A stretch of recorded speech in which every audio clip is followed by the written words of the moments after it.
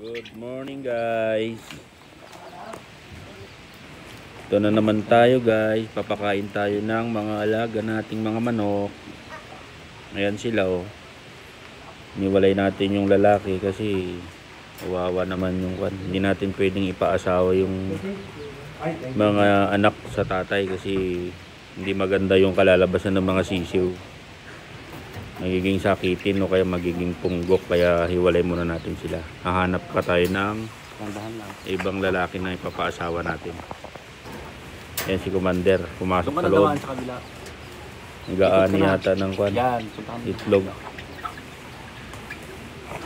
Ayun siya oh. Uy, gagawa mo dyan. Dandahan lang, dandahan. Yun, kita niya. May itlog. Ito kagandahan guys pag mayroon kayong sariling kwan. Kahit mga may maliit kayong backyard, lagyan nyo ng mga manok para kahit pa paano mayroon kayong ani. Oh, kakuha na naman siya ng kwan. 3 itlog oh. Hindi solve na naman yung breakfast namin.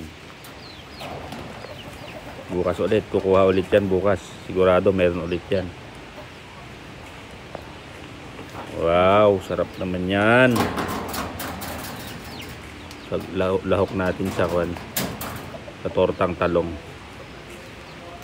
Okay guys, hanggang dito na lang. Bukas ulit, ani ulit tayo bukas. Salamat, please share.